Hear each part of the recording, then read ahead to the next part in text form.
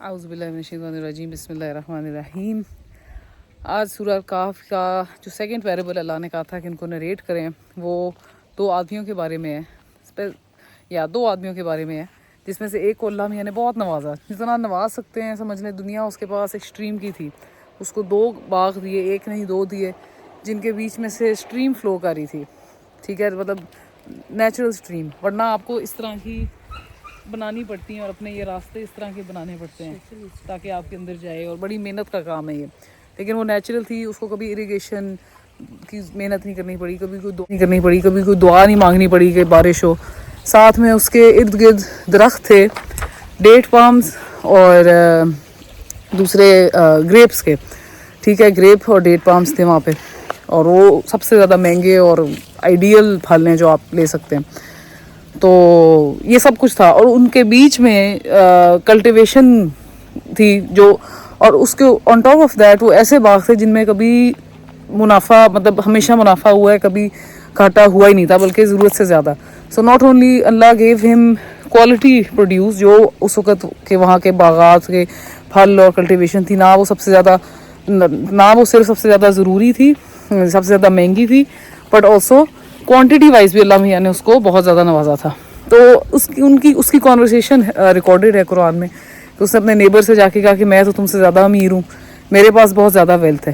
اور اس نے جو لفظ استعمال کیا، اس نے کہا کہ مطلب اس سے ہمیں یہ پتہ چلتا ہے کہ صرف ویلتھ ایگریکلچرل وائز نہیں، دوسری مٹیریل وائز، دنیا وائز بھی اس کی ویلتھ بہت زیادہ تھی، کیونکہ اس کی وجہ سے اس نے اور بھی دنیا کے جو بھی ریچز تھے اس کے پاس تھے، چاہے وہ مال دولت، سونا، واٹ ایور.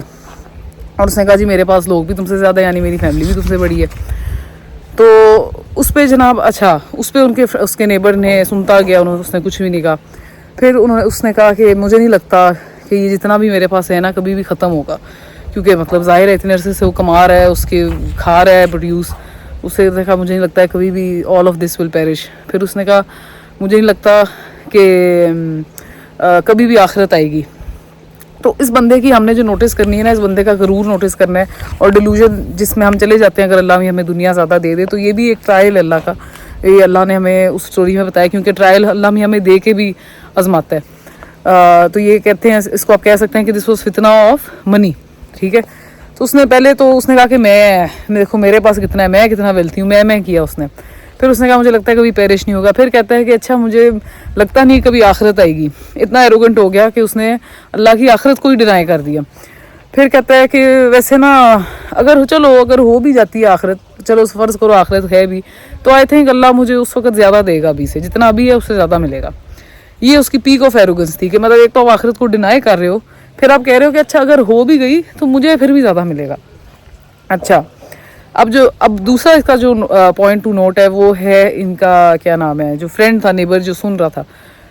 پہلی بات تو یہ کہ انہوں نے جب بندے نے جب ان کو کہا کہ تم ایسے، میں تو تم سے بڑا ہوں، یہ وہ اس کو انسلٹ کیا، انہوں نے کچھ نہیں کہا، وہ انہوں نے برداشت کی. جب ان کے اپنے اوپر آئی انہوں نے نہیں بولی. ہمارے اوپر آئے تو ہم فوراً اپنی ایگو کو بیچ میں لاتے ہیں، ہم ڈیفینڈ کرتے ہیں.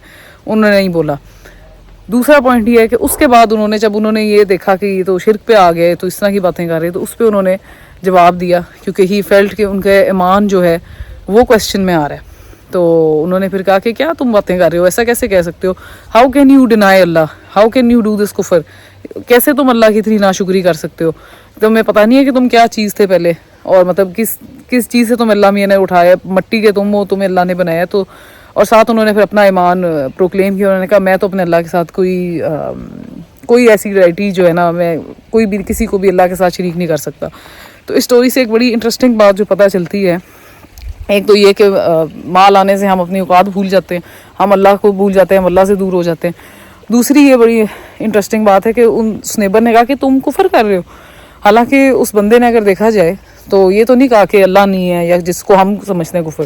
اس نے کہا کہ مجھے لگتا نہیں ہے کہ یہ کبھی میرے سے لی جائیں گی چیزیں، یا میں نے یہ کی ہے. تو تفسیر میں ہمیں یہ سمجھ آتی ہے کہ اگر آپ صرف یہ بھی کہنا کہ اگر آپ اپنی سکسیسز کو اپنے سے جوڑنا شروع کر دیں تو وہ بھی کفر کے زمرے میں آ جاتا ہے، انگریٹیٹیوڈ کے زمرے میں آ جاتا ہے، یا ڈینائل آف اللہ، کہ بھی اللہ ہی ہے نا، اللہ نے آپ کو سب کچھ دیا ہے، تو آپ اپنے سے ایسوسیٹ کیسے کر سکتے ہیں. دوسری چیز، آپ یہ کیسے سوچ سکتے ہیں کہ اگر اللہ نے آپ کو دے دیا اور سب سے زیادہ دے دیا اور اللہ کبھی آپ سے واپس نہیں لے گا، تو یہ بھی کفر کے زمرے میں آتی ہے. اور نمبر 3 ڈینائل آف آخرت، وہ تو ویسے ہی کلیئرلی لگتا ہے. لیکن میرے جیسے انسان کے لیے یہ چیز اتنی obvious نہیں تھی. یہ پڑھنے کے بعد, یہ جاننے کے بعد کہ ان کے رسپانس کو اللہ نے کفر, جب انہوں نے کہا کہ تم کفر کیسے کر سکتے ہو, اور انہوں نے اپنا ایمان ڈکلیئر کیا, اس کا مطلب ہے کہ یہ چیز کفر کے لیول پہ آ سکتی ہے. تو یہ آج کا تھا, اور آئی ہوپ اس میں کچھ سمجھ آئی ہو, اور اس میں اور بھی بہت زیادہ لیسنز ہیں جو انشاءاللہ وقت ملا تو نیکسٹ ویڈیو میں بنا کے شیئر کروں گی.